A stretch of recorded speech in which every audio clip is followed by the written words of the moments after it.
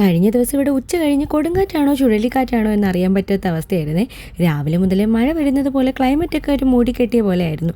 പക്ഷേ മഴയ്ക്ക് പകരം വന്നത് കൊടുങ്കാറ്റായിരുന്നെന്ന് മാത്രം. മഴയൊക്കെ കാറ്റ് കൊണ്ടുപോയി.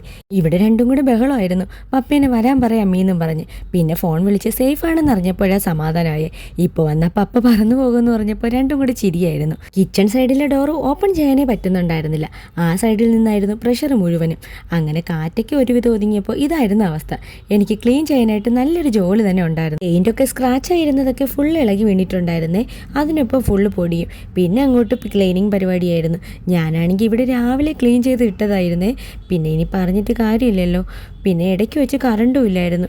വന്നിട്ട് വീണ്ടും പോകും, ഇതായിരുന്നു അവസ്ഥ. അപ്പോൾ കറണ്ട് പോകുമ്പോൾ അടുത്ത വീട്ടിൽ ഉണ്ടോ ഇല്ലയെന്ന് നോക്കിയിട്ട് സമാധാനപ്പെടുന്ന പോലെ ഇവിടെ നോക്കിയപ്പോൾ അപ്പുറത്തൊക്കെ കറണ്ട് ഉണ്ടായിരുന്നേ. നമ്മുടെ സൈഡിലെ ലൈന് മാത്രം എന്തോ പറ്റിയതാണ്.